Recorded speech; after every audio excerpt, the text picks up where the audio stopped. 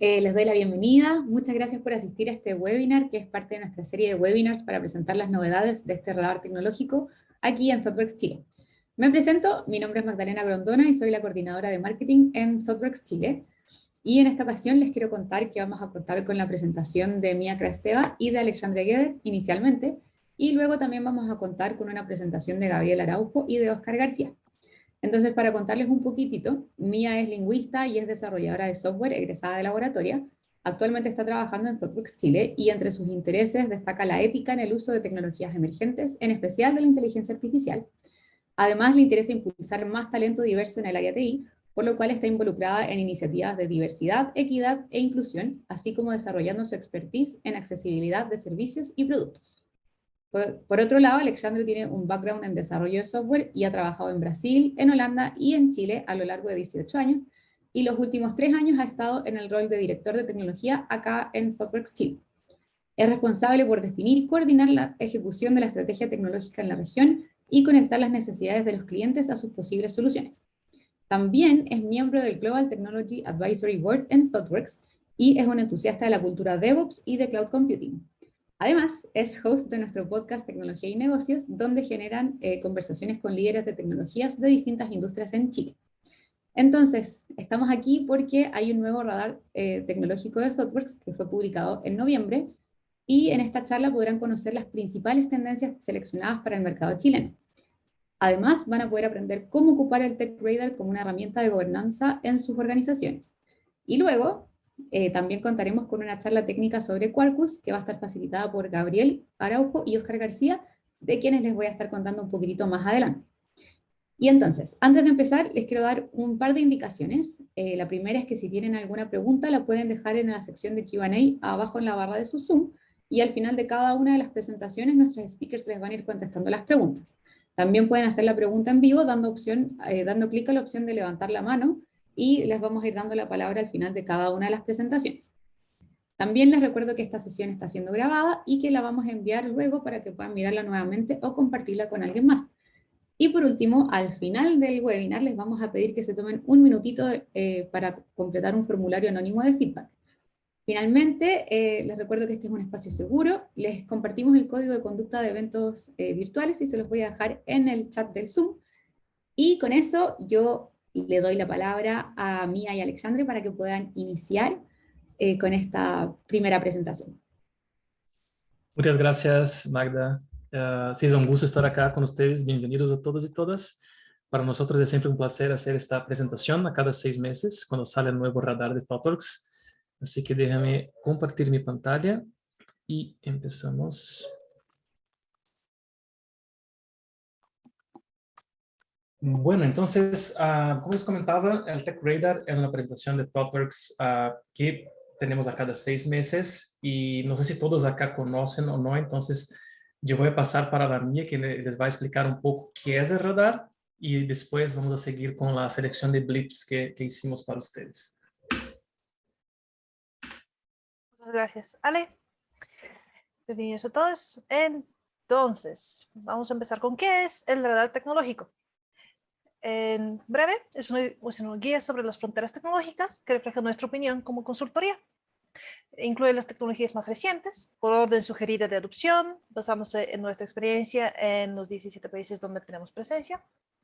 Refleja las opiniones de nuestras personas desarrolladoras y es moderada por un grupo de tecnologistas senior que se encuentra cada 6 meses para darnos un nuevo radar. Y ahí les pueden ver las caritas.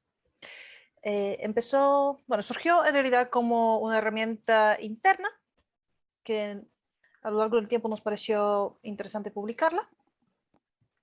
Eso sí, no debe ser considerado como un estudio profundizado del mercado, porque dentro de todo y al final de cuentas es solamente nuestra opinión como desarrolladores. Entonces, ¿cómo funciona? Está dividido en 4 cuadrantes, siendo estos técnicas, herramientas, plataformas y lenguajes y frameworks. Mira hacia el futuro para hacer espacio a nuevos ítems.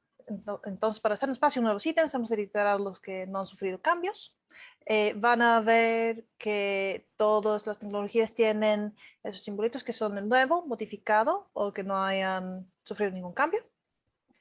Y nuestros 4 niveles, por así decirlo, son el adoptar, el cual estamos usando para cosas que ya estamos usando en producción, ya sean técnicas, herramientas, plataformas y lenguajes en los que confiamos, en los que nos gustan.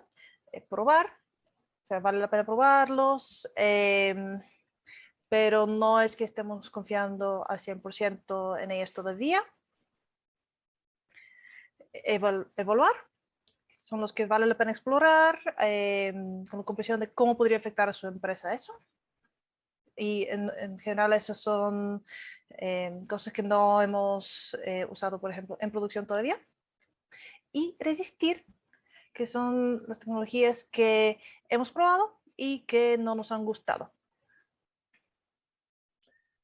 Perfecto, Mía. Entonces, lo que siempre hacemos en cada edición, o sea, cuando la gente del Doppler, de este grupo que la Mía les explicaba, cuando se reúnen a cada 6 meses, bueno, miran todos los blips y los blips vienen de los equipos mismos. O sea, no es que las personas estén inventando en este grupo, hasta porque muchas personas que están ahí ya no están más codeando todos los días, entonces es importante tener este input de los devs.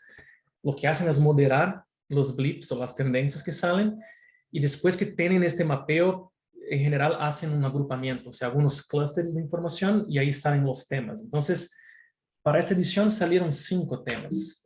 El primer tema se llama Adaptando Kafka. Entonces, Kafka, como ustedes o muchos acá pueden conocer, es una plataforma de eventos que trabaja con streaming también, y está se tornando cada vez más popular. Entonces vemos un movimiento en que Kafka y Kubernetes también como orquestación de contenedores están se tornando ya como estándares en la industria. Y lo que pasa con Kafka es que hay todo un ecosistema alrededor de esta plataforma ya. Entonces hay algunas interfaces que son más tradicionales, como por ejemplo el KSQLDB, que es como una base de datos para aplicaciones que hacen procesamiento de eventos, ¿cierto? Entonces yo quiero tener, por ejemplo, una reacción en tiempo real de un evento, quiero hacer una view o una especie de tabla por sobre mi streaming, yo puedo hacer.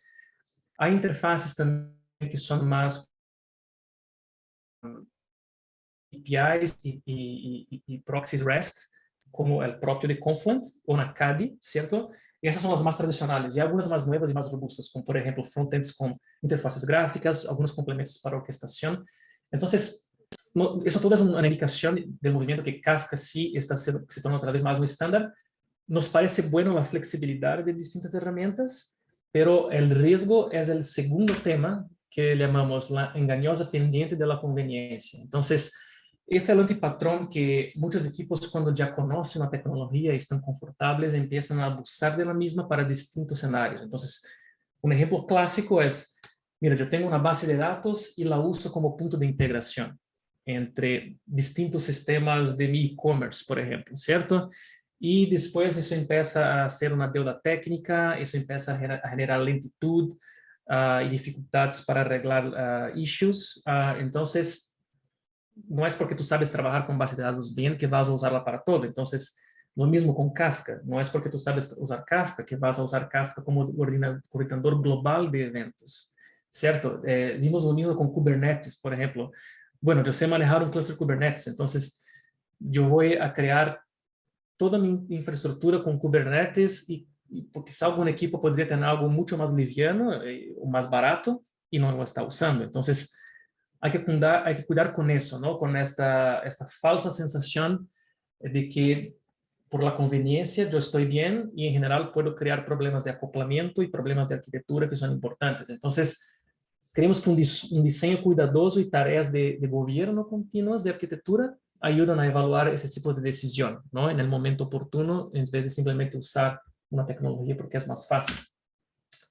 Bueno, para los que conocen la ley de Conway, que dice que las estructuras comunicacionales de los equipos influyen en el diseño de las aplicaciones, es muy vieja esta ley y sigue siendo muy relevante. En este radar también hay algunos blips que comentan sobre eso. Entonces, Cuando hablamos, por ejemplo, de Product Thinking aplicado a equipos de plataforma. O sea, es muy interesante que en la cultura de DevOps tenemos muchas veces personas de Ops que están en equipos de desarrollo y también equipos de plataforma, que también tienen una mezcla entre devs y ops, o devs y sysadmins. Pero la idea es que equipos de plataforma no sean tomadores de pedido y que estén arreglando incidentes todo el momento. No, o sea, la idea es que sea un equipo de producto donde el usuario es un desarrollador. Entonces, aquí también tiene un poco que ver con la ley de cómo la infraestructura funciona en la organización, en las áreas, y intentar luchar contra eso un poco. Y bueno, salen otros ejemplos de blips como Team Topologies, que está muy interesante, carga cognitiva del equipo, que la mía va a mencionar un poco más adelante, y ese Space Framework, que es también interesante, es una de las participantes de la Nicole Forsgren, que ahora trabaja en GitHub, y también participó del DORA Report de DevOps, y esto habla un poco de, es un framework de cómo debería, de los aspectos importantes para considerar para tener productividad en el desarrollo. ¿Okay? Entonces también habla un poco de esta cuestión de cómo optimizar los equipos. Bueno, el próximo, tecnología inteligente que no deberíamos necesitar. Entonces aquí son ejemplos de, por veces, algunas soluciones que son demasiado complejas y es como son más complejas y generan una complejidad accidental que muchas veces no está evidente cuando la persona utiliza. Entonces, tenemos ejemplos que son Airflow y Perfect, que están en esta área de Data Workflows, que es decir, no es que tú no necesites usar nunca esas herramientas, pero usar con cuidado y verificar si tú no estás agregando una complejidad accidental sin perceber, ¿cierto? También otro ejemplo es NX, que es para gerenciar como monorepos con JavaScript. Por veces uno no necesita de todo lo que tiene la herramienta y acaba creando esta complejidad. Bueno, y hay una idea, es como Data Mesh, como un principio de como gobierno de datos y cómo escalar la parte de datos en la organización. Ayuda a cuestionar las herramientas y pipelines, porque justamente cuestiona eso. Si yo tengo un data lake centralizado y yo tengo herramientas que son para todas las áreas de mi organización, quizá no es el mejor modelo. Entonces, en la área de datos es un ejemplo de una técnica que puede ayudar a cuestionar estas herramientas. Bueno, y hay una tendencia que por mucho tiempo, creo que años incluso, estuvimos agregando muchos blips relacionados a plataformas. Y creemos que eso pasa porque eso era una tendencia, era muy novedoso y ahora se está estabilizando. Entonces, hay muchos estándares que ya están comunes, Kubernetes de uno, Kafka otro que mencionamos, y parece ser un periodo más de calma y que las organizaciones están asimilando los cambios recientes hasta que llegue la próxima ola de transformación, ¿cierto? Perfecto, entonces con base a estos temas hemos seleccionado algunos blips que nos parecieron más relevantes. O sea, hay muchos en el radar, no vamos a lograr cubrir todos acá, pero con la mía echamos un vistazo y esos parecieron ser los más relevantes para Chile en base a lo que estamos haciendo con los equipos y lo que estamos viendo en el mercado, ¿no? Y dejo con la mía el primer blip. Bueno, nuestro primer blip, bajo el foco de las luces, es el Team Cognitive Load o carga cognitiva del equipo. ¿Pero qué es eso? Team Cognitive Load es la cantidad de información que nuestra memoria activa puede soportar en un tiempo dado. Ahora, como ustedes saben, hemos pasado por tiempos bastante difíciles últimamente, entonces esto ha ido bajando aún más de lo normal. Y obviamente, mientras más tiempo pasamos frente al compu, constantemente en Zoom, eso también puede afectar. Entonces, reducir la carga cognitiva permite que los equipos puedan concentrarse en lo que es realmente importante. Los autores de Team Topologies nos sugieren una medición de la carga cognitiva en los equipos basada en optimizar las interacciones entre los equipos y sus integrantes. Y eso vamos a escuchar mucho más en la próxima sesión del radar. Súper, entonces claro, yo creo que Team Topologies es una buena referencia si quieren mirar este material, pero esta es una idea muy interesante. Muchos equipos hoy en día no piensan en limitar eso y el esfuerzo mental de lo que están haciendo en su backlog. Entonces aquí hay muchas ideas interesantes. Y bueno, una otra que surgió acá como técnica también está en evaluar y no tuvo cambios desde el último radar. pero como no habíamos comentado y siguen evaluar, creemos que es interesante, se llama Hotwire. Bueno, no sé si ustedes conocen el DHH, él es el creador de Ruby on Rails y es una de las personas que fueron los fundadores de Basecamp. Entonces, en Basecamp ellos tienen este cliente de correo que se llama Hey, que tiene como algunas ideas bien ahí como disruptivas, ¿no? Entonces, por ejemplo, uno no logra enviar un correo para una persona automáticamente, siempre pasa por una caja especial que necesita de una preaprobación de la persona. Entonces, para los que reciben muchos spams y muchos correos que no logran enfocarse, tiene toda una metodología distinta. Y bueno, lo interesante de Hey es que como es hecho por DHH, o sea, obviamente lo desarrolló en Ruby on Rails, ¿cierto? Y hoy en día el desarrollo web, ustedes saben que está muy dominado por JavaScript, por single page applications, y bueno, es un movimiento no exactamente parecido con Ruby. Entonces, lo que hicieron fue crear una serie de frameworks para entregar una performance, una percepción de performance parecida a las single page applications, pero utilizando server-side rendering. Entonces, la idea acá es enviar HTML over the wire, como le llaman, ¿cierto? Entonces, la promesa es hacer un desarrollo un poco más sencillo, como back to basics, con muy poco JavaScript, utilizando más HTML, CSS, alguna tecnología de templating en el servidor y un lenguaje server-side que una persona esté más acostumbrada. Entonces, obviamente, en el caso de ellos, usan Ruby. Bueno, entonces, ¿cómo funciona eso? Hay muchos componentes, pero para que tengan una idea, Turbo es una parte de los frameworks que componen el Hotwire. Lo que intentan hacer es acelerar envío de links, envío de formularios, negando la necesidad de recargar la página completa, ¿no? Entonces, es un tema que en las single page applications manejan súper bien. Entonces, aquí es una manera de tener el mismo efecto. Entonces, los Turbo Frames, por ejemplo, funcionan como una descomposición de las páginas en contextos independientes. Entonces, tú pones la navegación solo en ese contexto específico y tú puedes cargar de manera lazy esta sesión. Y por último, los Turbo Streams ofrecen cambios de página a través de WebSockets. Entonces, más responsivos, más rápidos. Tú puedes elegir WebSocket o Server-Side Events. Y también en respuestas a envíos de formularios utilizando solamente HTML. Entonces aquí a la derecha hay un ejemplo con templating en Ruby, ERB, pero la idea es básicamente tener una sesión de tu HTML donde tú pones un contexto con un turbo frame, en este caso era un for sencillo, y tú logras aislar solamente esos contextos y cargar de manera independiente, ¿no? Entonces es una manera de emular esta performance mejor de las single page applications, aún usando server-side rendering. Bueno, un otro blip que nos llamó la atención es estamos usando efectivamente en algunos equipos acá en Chile. Se llama Backstage. Es un developer portal desarrollado por Spotify. Está en plataformas, sigue en probar, entonces no hubo cambio, pero estamos viendo como una mayor adopción acá en el mercado.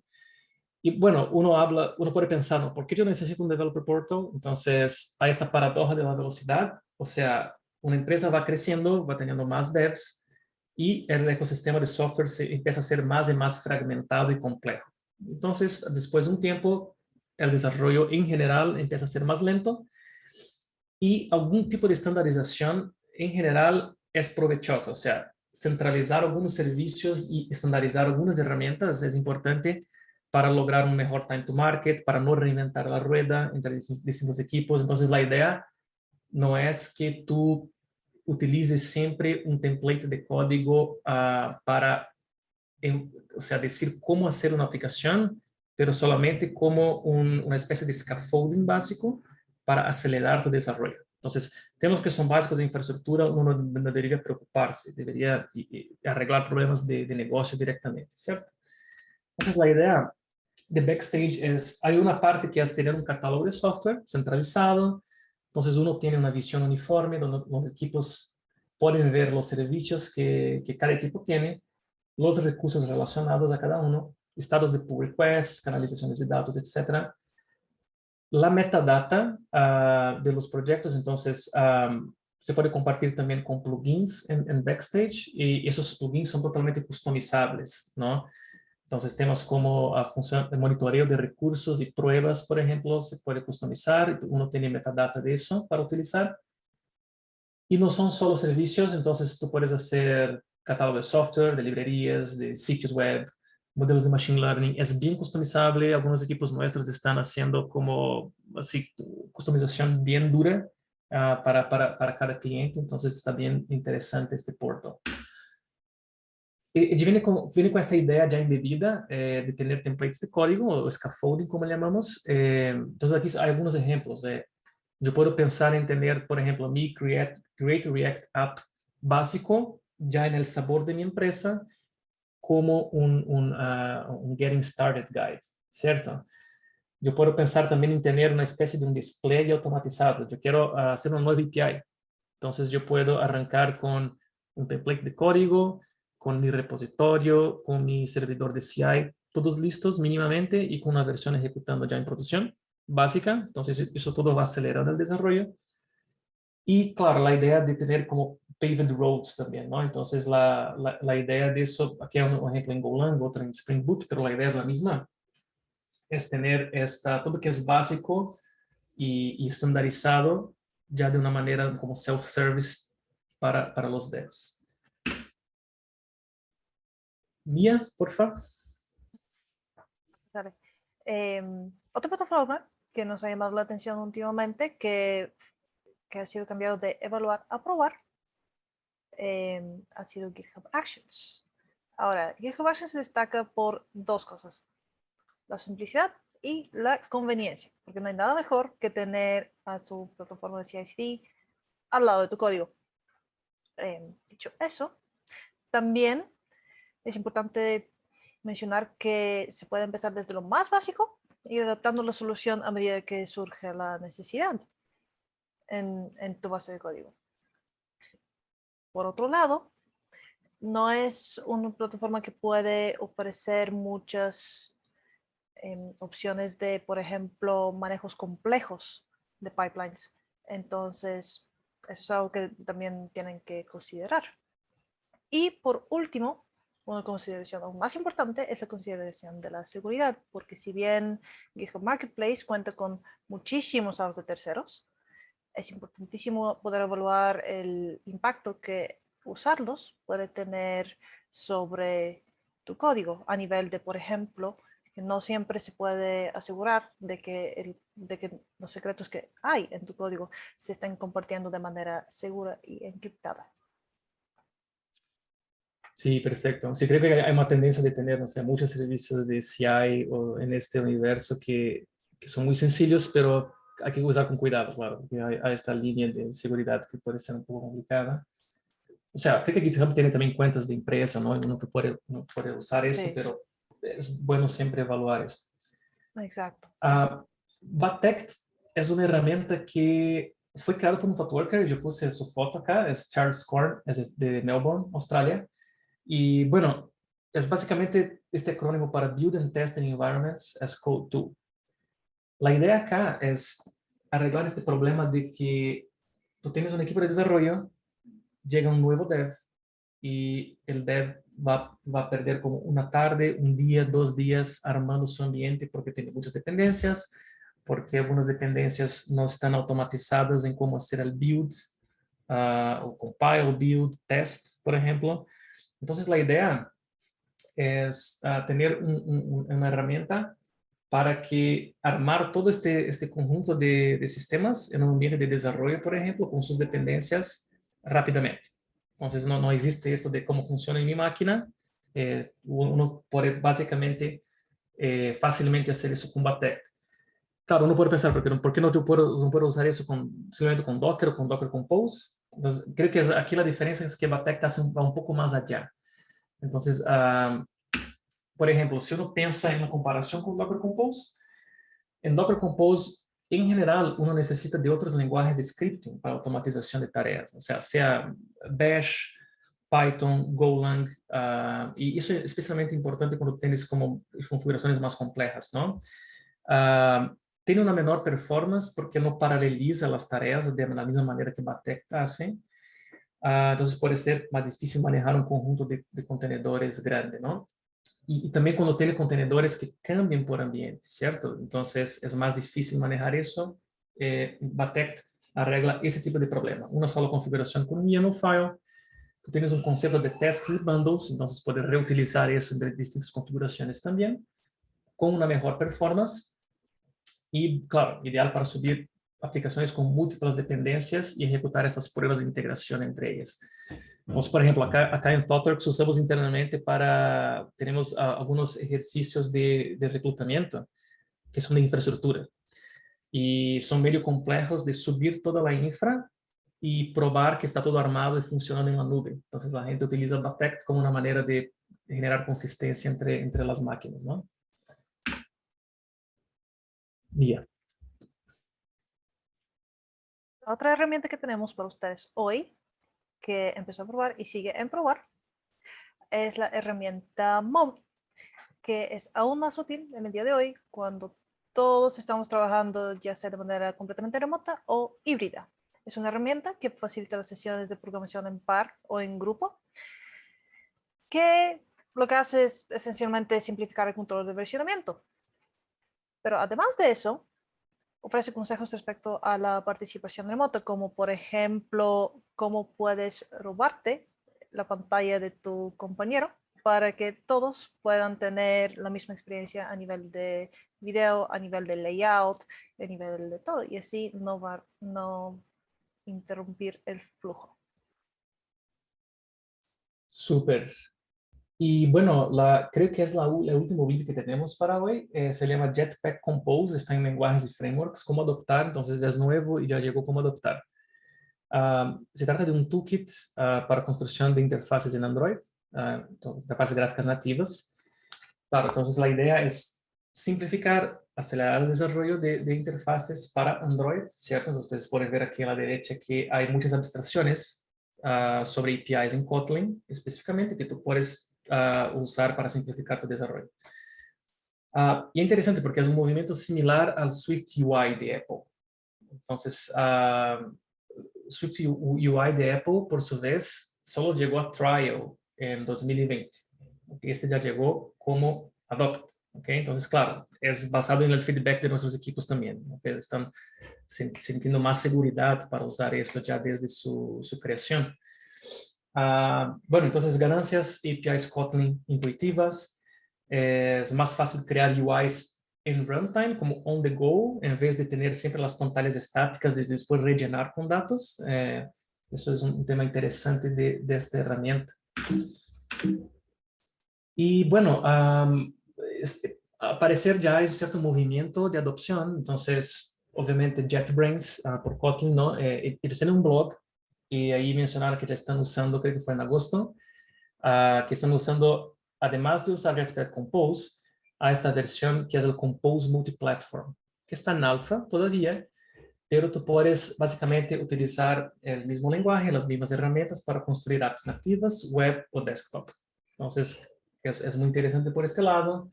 Y aquí hay un ejemplo de un Toolbox, que es una aplicación de JetBrains para gestión de IDEs, que tiene como muchos usuarios en producción y ya hicieron la migración para Jetpack Compose. Entonces, al parecer, está ya agarrando alguna tracción.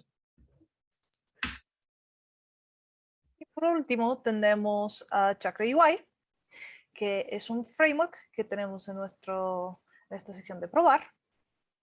Es una librería diseñada con accesibilidad en mente, que es fácil de usar, que es fácil de adaptar a nuestras necesidades, compatible con los estándares de accesibilidad web internacionales y quizás más importante que todo, ¿no? Es muy fácil de testear, ya que se puede testear con Jest, así como prácticamente cualquier otra librería de React.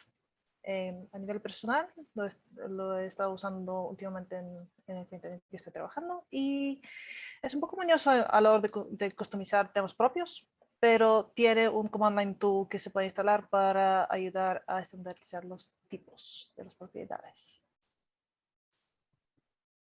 Súper, entonces esos fueron los blips que habíamos seleccionado para ustedes y la idea acá es también hablar de esta herramienta que se llama Build Your Own Radar.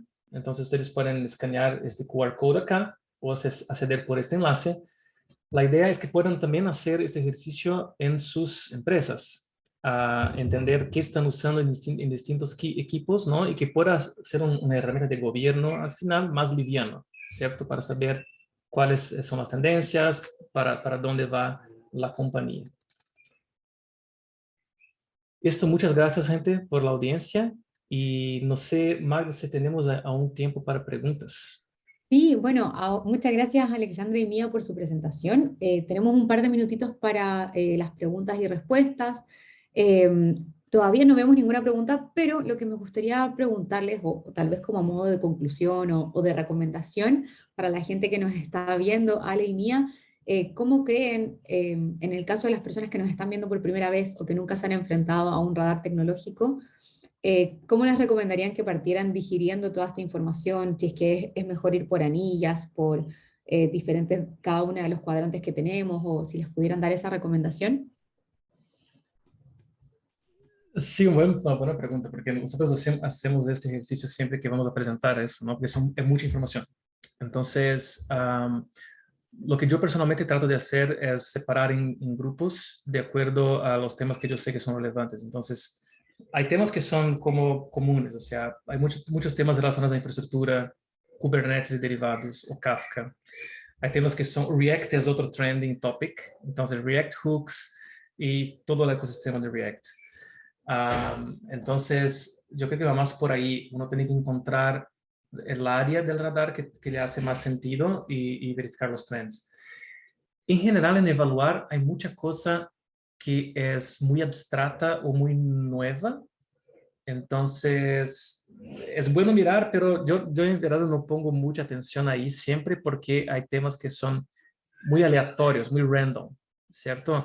En general, probar y adoptar y ahí creo que para todos los cuadrantes, ¿no? Son los anillos más interesantes en general. Perfecto. Y Ale, otra pregunta. ¿Eso aplica tanto para las personas que lo quieren leer como a modo personal, como también para las empresas que tal vez se quieren plantear hacer o ocupar la herramienta del Build Your Own Radar? ¿Les recomendarías lo mismo?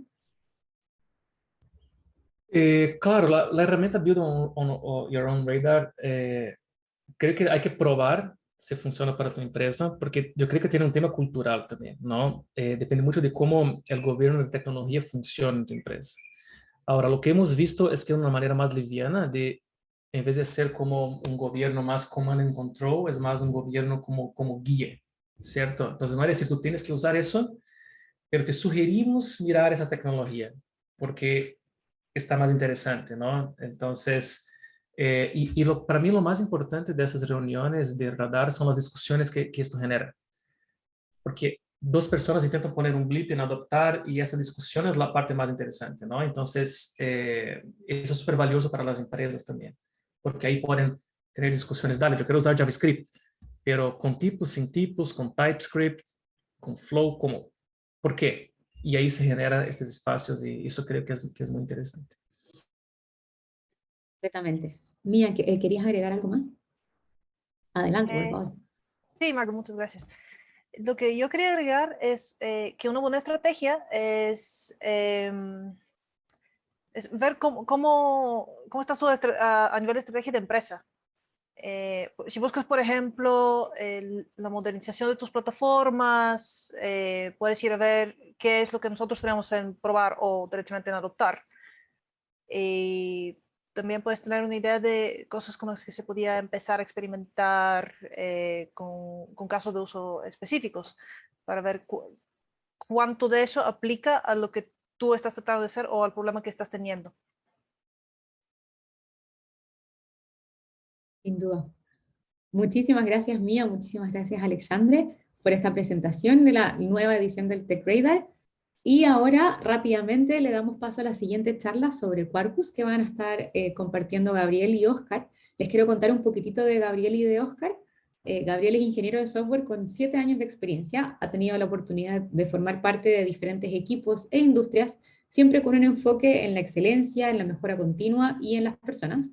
Actualmente tiene su primera certificación en la nube como Google Cloud Associate Engineer, tiene gran interés en las tecnologías en la nube, los sistemas escalables y el buen rendimiento, siempre buscando formas de reducir la pérdida de esfuerzo y el dinero. Por otro lado, Oscar ha estado programando durante más de 2 años y aún está aprendiendo. Es un desarrollador de software que inició su carrera como ingeniero de redes. Ha estado en la industria TI por más de 3 años y tiene experiencia resolviendo problemas complejos con soluciones elegantes con un equipo de alto desempeño. Como resultado de donde empezó, es versátil y ayuda a las personas a adoptar e implementar procesos y prácticas de desarrollo de software. Es alguien que resuelve problemas y que le encanta la programación. Y estas dos personas en esta oportunidad nos van a estar hablando sobre Quarkus, un nuevo framework emergente dentro del ecosistema Java, que en el poco tiempo que lleva ha demostrado ser un gran aporte a la hora de dar alternativas de alto desempeño para aplicaciones Cloud Native. Entonces acompáñennos mientras exploramos todo lo que Quarkus tiene para dar y por qué está revolucionando el ecosistema de Java. Antes de darle el pase a Gabriel y Oscar, les repito que si tienen alguna pregunta, la pueden dejar en la sección de Q&A en la barra de abajo del Zoom y al final de la presentación van a estar respondiendo las preguntas y también pueden dar clic a la opción de levantar la mano y les vamos a dar la palabra al final de la charla. Eso, y con esa introducción me doy el pase a Oscar y a Caps y el escenario es todo suyo. Muchas gracias, Magda. Bienvenidos. Ok, bienvenidos todos y todas.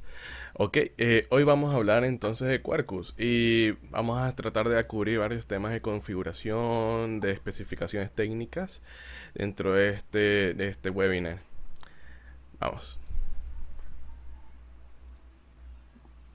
Primero que nada, queremos darle como el lugar en el que se encuentra Quarkus dentro del TechRadar, ¿cierto? Es una tecnología que lleva rato en evaluación, no es la primera vez que aparece en el TechRadar, y en esta edición pasó de evaluar a probar, y está en el número 78 en el TechRadar. Como pueden apreciar en la imagen que tenemos en pantalla, está del número 78, ¿no? Justo antes de adoptar.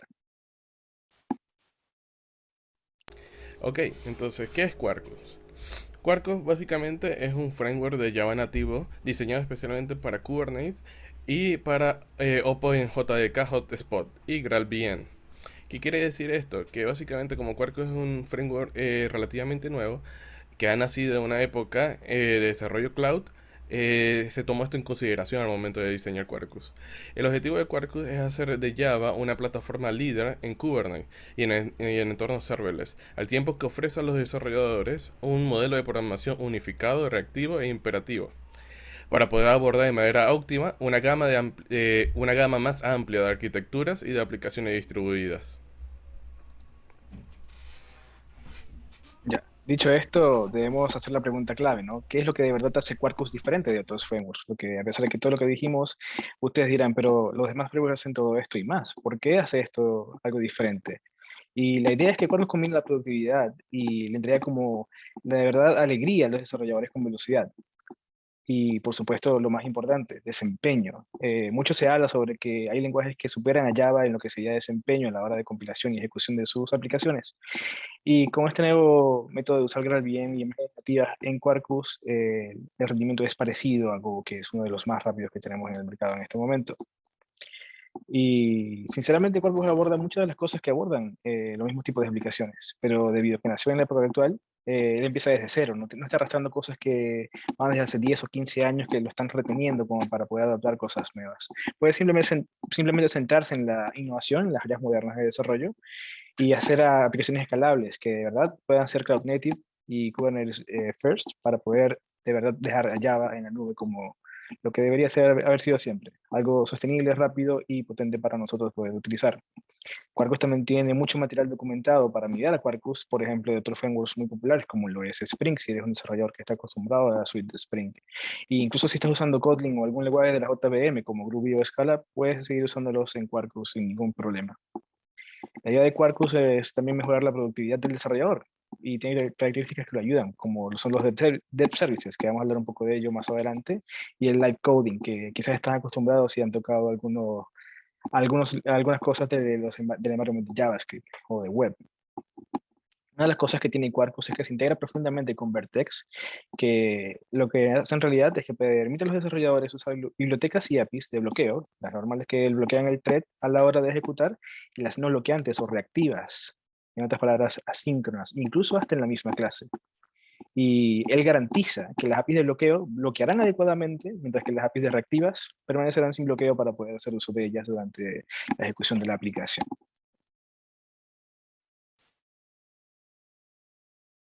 Ok, gracias Oscar. Bueno, nos gustaría hablar un poco sobre GraalVM, ya que Quarkus es un framework que saca provecho a esta máquina virtual.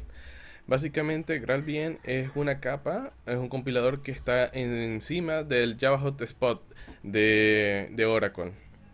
GraalVM es una distribución del JDK de alto rendimiento, diseñada para acelerar la ejecución de aplicaciones escritas en Java y otros lenguajes de JVM. Junto con un soporte para JavaScript, Ruby, Python y varios lenguajes populares, las capacidades políglotas de GraalVM hacen posible mezclar múltiples lenguajes de programación en una sola aplicación, mientras se eliminan costos de llamadas a lenguajes extranjeros. GraalVM agrega un compilador de optimización avanzado, Just in Time. Está escrito en Java en la máquina en la máquina virtual del hotspot. Además de ejecutar lenguajes basados en Java y en JVM, el framework de implementación del lenguaje de GraalVM, Truffle, hace posible ejecutar JavaScript, Ruby y Python y varios otros lenguajes populares en la GraalVM. Con GraalVM, Truffle, es posible que las aplicaciones dentro de esta pequeña virtual en distintos lenguajes puedan compartir memoria, o sea, pueden compartir información en tiempo de ejecución. Esto es importante porque en realidad puedes simplemente empaquetar todo lo que necesita tu aplicación, ya sea lenguaje, cosas de Angular, HTML, etcétera, y igual puedes generar una imagen nativa con todo lo que está dentro gracias a esta capacidad que tiene GraalVM. Así es, gracias Oscar. Y pasando de esto, ya que seguimos conversando de GraalVM, hablemos un poco de sus modos de ejecución. Es único en el sentido de que puede ofrecer varios modos de ejecución. Tenemos el modo normal de la JVM, que sería simplemente agregando su compilador como de primer orden para la JVM. Tenemos el modo de imagen nativa y, como venimos hablando, el Java on Truffle, que es el que permite las capacidades políglotas de la máquina, de esta máquina virtual. Cuando se ejecuta en el modo de JVM o hotspot, usa de forma determinada la JVM y le agrega su compilador de JIT arriba. Esto hace que los códigos bytes de Java pasen por una análisis de código estático agresivo para así poder hacer las optimizaciones necesarias que él considere pertinentes en ese momento y así acelerar la ejecución de las aplicaciones en la JVM. Tenemos también el modo de imagen nativa, que si bien tiene un poco de tiempo, sigue siendo algo innovador, que lo que hace es que compila el código Java en un ejecutable binario, independientemente de que sea una imagen, algo independiente o una biblioteca compartida nativa. Esto hace que sea muy rápido, ya que al final te pasas por... dejas de lado todo lo que sería pasar de transpilar todo lo que es el código byte y después al código máquina, que ya está en binario. Y por último tenemos el modo de Java on Truffle, que como venimos diciendo es la capacidad políglota de la máquina virtual. Y este runtime está todavía en un modo experimental, sin embargo se ha visto mucho éxito a la hora de hacer las transpilaciones necesarias para poder convertir toda una imagen nativa con los distintos lenguajes que puedas necesitar para tu aplicación completa. Y por último tenemos a Mandrill, que es una versión un poco recortada de Graal, que lo que hicieron es que tomaron el upstream de GitHub y lo recortaron un poco para que esté utilizado solamente para Quarkus en modo Java. Dale. Bueno, entonces, hablando un poco sobre qué es la compilación nativa. ¿A qué nos referimos cuando hablamos de imágenes nativas en Java? Básicamente es un ejecutable de código máquina listo para ser ejecutado por el sistema operativo. Normalmente las aplicaciones Java dentro de una máquina virtual conllevan costos de inicio y espacio. GraalVM tiene una función para crear imágenes nativas. El proceso de generación de imágenes emplea análisis de código estático para encontrar cualquier código accesible desde el método principal de Java y luego realiza una compilación completa con anticipación, ahead of time compilation. El binario resultante contiene todo el programa en forma de código máquina para su ejecución inmediata. Quarkus prearranca tantos frameworks como sea posible durante la compilación nativa.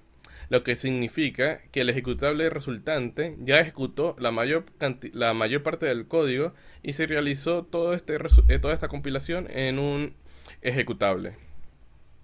Lo que significa o lo que da como resultado que las aplicaciones que estén compiladas de manera nativa tengan un inicio mucho mayor, mucho más rápido que otras aplicaciones o otros frameworks. Y ahora queremos hablar, ahora queremos hablar un poco sobre, pequeño detalle técnico. Queremos hablar un poco sobre qué es lo que de verdad significa hacer Container First y cómo logra Quarkus hacer todo esto de la compilación nativa. Una comparación entre lo que hacen los frameworks tradicionales y lo que hace Quarkus como tal. Como sabrán, Quarkus se ha diseñado desde un principio en torno a una filosofía de Container First, y eso significa que en términos concretos las aplicaciones de Quarkus están optimizadas para tener un bajo uso de memoria y tiempos de inicio rápido. Y lo hace con la idea central de que al momento de hacer la compilación, los frameworks tradicionales hacen en el tiempo, en el build time, en el tiempo de ejecución, análisis de la configuración, escanean qué cosas están en el ClassPath, los recursos, alternativas de características según el class loader, y se realiza tanto procesamiento como sea posible en ese momento. Por lo tanto, su aplicación solo contiene clases utilizadas en tiempo de ejecución. Todas las clases necesarias para realizar la implementación inicial de la aplicación permanecen ahí durante la vida útil de la aplicación, aunque solamente se utilicen una sola vez. Con Quarkus ni siquiera se cargan en la JVM de producción. No se detiene. Durante el proceso de compilación prepara la inicialización de todos los componentes y eso resulta en un menor uso de memoria y en un tiempo de inicio mucho más rápido, ya que todo el procesamiento de metadatos ya se hizo. Lo que hace en realidad es revertir todo el proceso y se encarga de simplemente dejarte todo listo para ya utilizarlo tú. Una de las cosas importantes que tiene todo esto es que reduce el uso de la reflexión a la hora de hacer la compilación. Y Quarkus intenta evitar en todo lo posible la reflexión. Y esto, como la reflexión de por sí es una operación costosa para la JVM, reduce el tiempo de inicio y el uso de memoria. Y las extensiones que tiene Quarkus pueden analizar el código de la aplicación y las clases disponibles en la ruta de clases. Y él lo que hace es que reemplaza las llamadas de reflexión por invocaciones regulares. Y también que usa un framework de inyección de dependencia de control de inversión que se llama ARC. Y lo que hace es que elimina todas estas llamadas de reflexión que él no consiguió. Él tiene como 2 pasadas. Y eso deduce el gráfico de inyección, que también hace que se reduzca el tiempo de búsqueda de compilación, porque al final no hay búsquedas costosas porque ya ARC ubicó qué cosas necesitaba él para poder hacer la inyección de dependencias a la hora de compilar. También que al usar Graal, Quarkus tiene como soporte de primer nivel para las imágenes nativas, ya que se diseñó pensando en esto desde un principio. Y usa técnicas agresivas de eliminación de código, incluso patentadas. O sea, una de las cosas que tiene Graal, en diferencia de su modo Enterprise, de su modo Community, es que tiene 27 técnicas de reemplazamiento de código que están patentadas. Y Quarkus hace uso de todo esto para poder llevar suficientes metadatos a su aplicación para ajustar la compilación. Dale, ahí menciona un poco sobre la diapositiva anterior, la versión Enterprise de Quarkus. No es solamente necesaria cuando vas a utilizar, vas a distribuir software comercial bajo esta GraalVM. Tú puedes usar este software de manera interna dentro de tu compañía sin ningún tipo de restricción. Ok, hablando un poco sobre las métricas al correo de aplicaciones. Podemos ver que en la parte de arriba se mide la memoria consumida en megabytes de una aplicación Quarkus nativa contra una aplicación Quarkus en modo JVM y un stack tradicional en Java en la nube. Tenemos 2 ejemplos, uno con la aplicación REST, que podemos ver que una aplicación Quarkus nativa consume 12 megabytes cuando está empezando la aplicación básicamente, y en modo JVM consume 73 megabytes.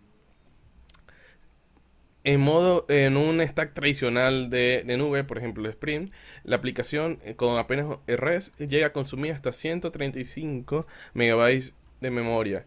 Y si a esto le sumamos un CRUD o una persistencia en base de datos, la aplicación nativa de Quarkus llega a consumir hasta 28 megabytes cuando está empezando, en el modo JVM 145 megas, y un stack tradicional de Java consume hasta 200 megabytes empezando la aplicación.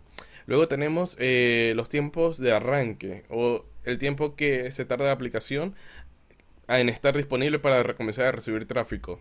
Podemos ver que una aplicación en Quarkus nativo se tarda 0.016 segundos, una centésima de segundo básicamente, y en arrancar. Y pueden empezar a recibir tráfico. Tenemos el modo Quarkus en JVM con Jig, que se tarda aproximadamente 0.9 segundos, casi un segundo. Y un stack tradicional de Java, por ejemplo en Spring Boot, se llega a tardar hasta 4 segundos en arrancar y comenzar a recibir tráfico. Si a esto le agregamos un CRUD para realizar persistencia en base de datos, podemos ver que la aplicación nativa se tarda 0.04 segundos, un Quarkus en modo JVM 2 segundos, y un stack tradicional hasta 9 segundos o hasta más tiempo. Eso lo podemos ver cada vez que empezamos una aplicación en Java normalmente. Dale, vamos a la Cabe siguiente. destacar que son casi 100 veces la diferencia de velocidad entre un stack tradicional y usar una imagen nativa de Quarkus. Se puede ver una mejora grande usando solamente JIT del Graal, pero a la hora de llevarla a una imagen nativa, la velocidad sube demasiado. El performance es totalmente diferente. Y muchos dirán, bueno, pero yo he escuchado que hay otros frameworks además de Quarkus. También está Micronaut, que promete hacer cosas muy parecidas a Quarkus. ¿Por qué debería usar Quarkus y no Micronaut? ¿Cuál es la diferencia en realidad? Y la verdad es que cuando se trata de características, ambos brindan capacidades comparables. Y ambos están orientados a llevar a las cosas serverless y en la nube con una amplia gama de integraciones de librerías. Y ambos admiten también stacks imperativos y stacks reactivos.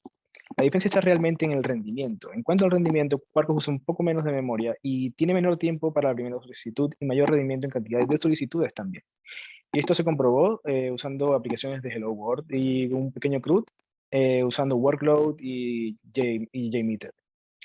Pero al final de cuentas, diferencias de desempeño con latencia y cantidad de respuestas, velocidad de respuesta. Cuando se van a utilizar aplicaciones de microservicios con escalado automático, esto es súper importante, así que Quarkus es la idea para llevar todo esto a cabo. También es que Quarkus tiene un mejor soporte a la hora de hacer imágenes nativas que Micronaut. Supongo que con Red Hat detrás ayuda mucho tener un equipo completo.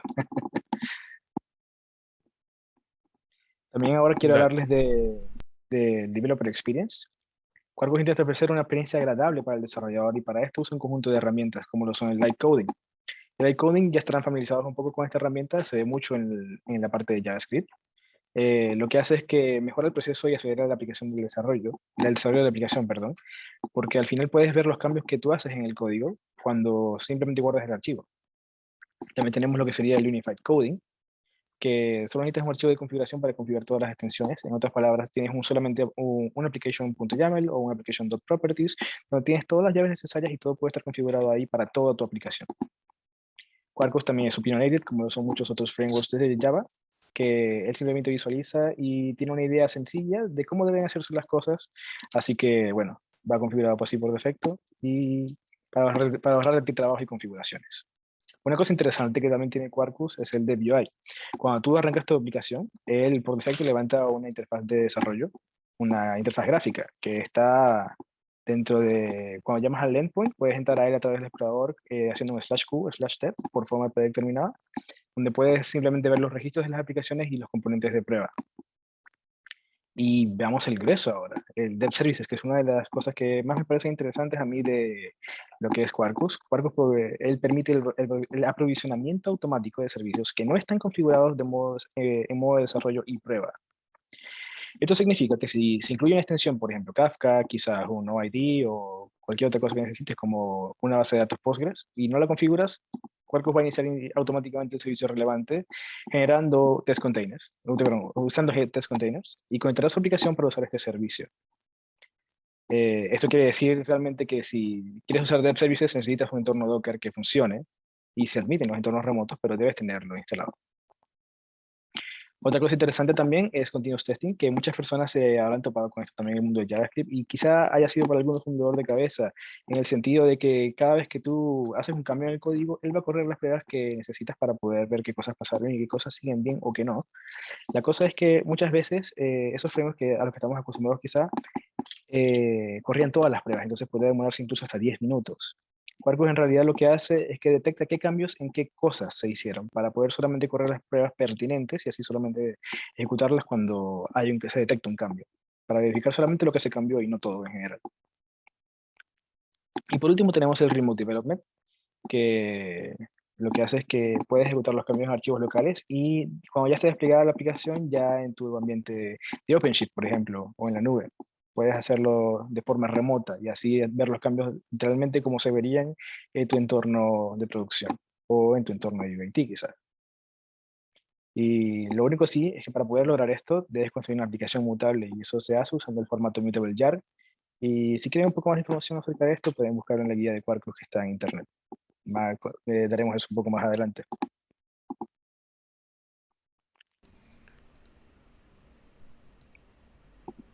Dale.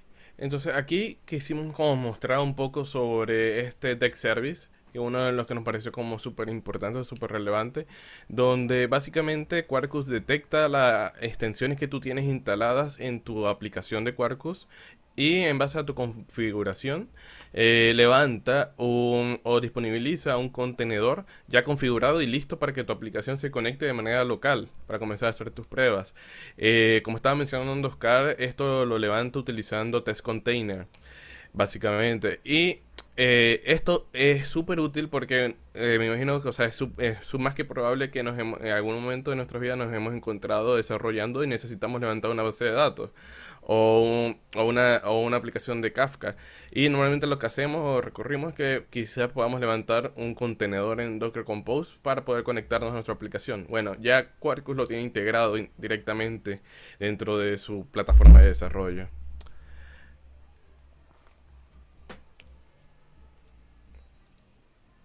Uy. Entonces, algo más que quisiera comentarles es sobre los estándares, que al final no se espera que pases horas aprendiendo nuevas tecnologías. La idea de Quarkus es que también sea sencillo poder llegar y empezar a hacer código productivo de verdad, cosas que necesites hacer para tu aplicación, tu equipo, tu empresa. Y la idea es que puedas seguir usando estándares oficiales como lo que son Microprofile de Eclipse o quizá marcos líderes en un dominio como lo que son Eclipse Vertex o quizá Jaxby o Jackson para serializar. Todo ese tipo de cosas puedes seguir usándolas. Si quieres, incluso puedes usar la inyección de dependencias de Spring o las cosas de Spring si hace falta. Está todo tu elección y está listo para ti. Eso.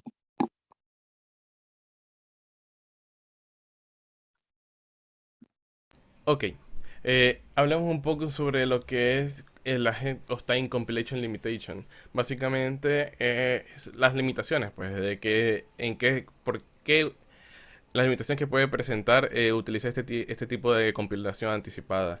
Tenemos lo que es el Class Metadata Feature Configuration. Básicamente, la de class no es que no se puede hacer, pero se requiere configuración. Y es que básicamente Quarkus necesita que la metadata de las clases se conozca al momento de compilar. Esto se hace a través del archivo de configuración. Esta es una limitación de la of Time Compilation, pero Quarkus maneja esto normalmente utilizando sus extensiones como lo que es Jackson o para hacer como el tema de serializado de las clases de Java. Luego tenemos la carga dinámica de clases. Cualquier clase a la que se acceda por su nombre en tiempo de ejecución de la imagen debe enumerarse al momento de la creación de la imagen. Por ejemplo, una llamada a class.forName y aquí colocamos el nombre de la clase. Esto es una llamada que se puede hacer. Debe tener el myClass o el nombre de la clase en un archivo de configuración. Si se usa el archivo de configuración, pero no incluye una clase que se está solicitando para la carga dinámica de clases, se lanzará un class not found exception. Si la clase no se encontró en la ruta de clases o era inaccesible. Tenemos también restricciones en temas de reflexión. En esta categoría incluye la lista de métodos y campos de una clase, invocar métodos y acceder a campos de forma reflexiva y usando otras clases en el paquete Java LangReflex. Las clases de los métodos y campos individuales a los que se debe acceder mediante la reflexión se deben conocer con anticipación. Native Image intenta resolver estos elementos mediante análisis estático. Detecta las llamadas a la API de reflexión de Java. Cuando el análisis falla, la generación de imágenes nativas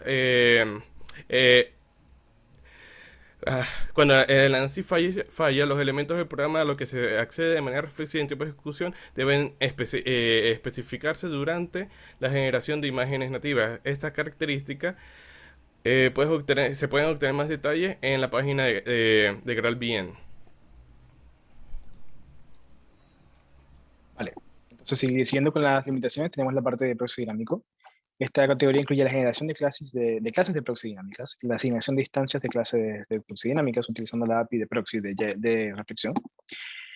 Las proxies de clase dinámica son compatibles con la optimización de mundo cerrado. Esto quiere decir que todo lo que ellos encuentren como verdadero será verdadero, todo lo que no sea verdadero entonces será falso, siempre que el código byte se genere con anticipación.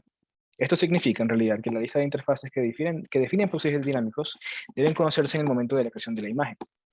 Native Image emplea un análisis estático simple que intercepta las llamadas a la reflexión de proxies de nueva instancia y los llamadas de las clases de proxy e intenta determinar la lista de interfaces automáticamente. Si este análisis falla, entonces se deben especificar en un archivo de configuración. Luego tenemos la serialización. La serialización de Java requiere información de metadatos, como lo dijimos anteriormente. Esto quiere decir que tienen que tener anotaciones en la clase para poder funcionar. Y esto debe especificarse durante la generación de la imagen nativa en un archivo de configuración o usando la extensión de la librería de serialización. Esto quiere decir, bueno, si vas a inventarte tú una nueva librería para serializar, debes también generar una extensión para cuerpos. Y por último tenemos los inicializadores de clases. De forma predeterminada, las clases se inicializan en el tiempo de ejecución de la imagen. Y esto asegura compatibilidad, pero también limita algunas optimizaciones. Para lograr un inicio más rápido y un mejor rendimiento máximo, es conveniente inicializar las clases en el momento de la creación de la imagen, que es lo que hace Head of Time Compilation. Pero el tema es que las clases del JDK se manejan por uno mismo y no necesitan una consideración especial por parte del usuario. En cambio, las imágenes nativas deben tener en cuenta que la inicialización de la clase en el momento de la creación de la imagen pueden romper sus posiciones específicas en el código existente de nuestro framework Opinionated. Por ejemplo, los archivos cargados en un inicializador de clases pueden no estar en el mismo lugar en el tiempo de construcción de la imagen que en el tiempo de ejecución de la imagen. Son consideraciones que debemos tener a la hora de trabajar con la Half-Time Compilation. Dale. Bueno, como estábamos mencionando, básicamente como concluyendo o llegando a una conclusión, ya todas estas nuevas funcionalidades que presenta Quarkus, como la optimización de memoria y los tiempos de arranque, permiten que Java comience a ser utilizado en ambientes Function as a Service, como Cloud Run, Azure Function o Landax. Esto es básicamente el objetivo con el cual se creó Quarkus en mente, de poder volver Java una plataforma líder de aplicaciones en la nube. Perfecto. Por último, tenemos que no solamente puede ser en Kubernetes, al final tenemos que Quarkus es Kubernetes Native, ¿cierto? Y también genera todos los metadatos para Kubernetes, porque, por ejemplo, es un ciudadano de primer nivel para el framework. En otras palabras, a la hora de compilación, todo está listo para que tú puedas desplegar directamente Kubernetes. Cosas como la comprobación de estados y las métricas se ponen por defecto. Quarkus recopila todos estos metadatos necesarios en el momento de la compilación y crea un descriptor de implementación de Kubernetes. Y así produce una imagen de contenedor. Con una sola línea de comando usando el Quarkus clip, puedes directamente desplegar tu aplicación en un clúster de Kubernetes. Pero sinceramente no solamente en Kubernetes. Conocemos distintas formas de llegar al cloud con Quarkus, ya sea con un clúster orquestado con Kubernetes o una imagen JIB, quizá Docker, o una función desplegada en Lambda o Azure Functions, que al final son herramientas que sacan el máximo provecho de los tiempos de arranque de Quarkus y en caso de necesitar consultar los estados de la aplicación o incluso hacer depuración en caliente, Quarkus ofrece sus herramientas para poder hacerlo, que es lo que serían Open Tracing y Smell Ray Heads para sus usuarios. Y bueno, adicionalmente a todo esto, tienen algunas lecturas adicionales si quieren ahondar más en el tema y tratar de ver si usarlo en sus aplicaciones. Les estaremos entregando estas diapositivas. Magda coordinará todo eso, pero aquí tienen todo esto si quieren llegar a eso en algún momento o quieren volver a ver las diapositivas para poder profundizar en lo que vieron acá con nosotros. ¿Alguna pregunta? Muchas gracias, Oscar. Muchas gracias, Gabs. Aún no veo ninguna pregunta, entonces tal vez quisieran dejarle lo mismo que hicieron Alexandra y la mía en la charla anterior, tal vez dejar alguna pequeña recomendación para quienes empiecen a probar Quarkus, cómo podrían concluir o recomendar finalmente. Claro. ahí, o sea, mi recomendación sería que se puede utilizar Quarkus para funciones en la nube. Como estábamos diciendo, podríamos utilizarlo para pequeños pedazos de código que orientados a eventos, como en las Cloud Run, en las Azure Function o Cloud Function, que quizás podamos utilizarlo para pedazos de automatización. Si quieres como ponerte a investigar un poco y hacer unas pruebas de concepto, este es como el caso de uso ideal y perfecto para usar Quarkus. Rápido y sencillo. Entonces, Perfecto. Oscar, sí. Entonces, bueno, Genial. muchas gracias. Excelente, muchísimas gracias Oscar y Gabs por su charla, gracias a todas las personas que se conectaron el día de hoy y les recuerdo que vamos a tener un segundo webinar para profundizar en otros dos temas técnicos en esta edición del Tech Radar, Team Cognitive Load y Mambu, el jueves 9 de diciembre, después del feriado. Y aprovecho de comentarles que les dejé también en el chat el link para la suscripción a nuestra newsletter de carreras, Access ThoughtWorks. Y también pueden buscarnos en Meetup en ThoughtWorks Chile o en ThoughtWorks Ecuador, en caso de que contemos con alguien de Ecuador hoy, para que les notifiquen cada vez que tengamos algún otro evento. Y con eso yo creo que ya podemos llegar al final de nuestro webinar. Muchísimas gracias por haber estado, muchísimas gracias Mía, Alexandre, Oscar y Gabs por haber estado el día de hoy y espero que nos podamos ver el jueves para otras dos charlas.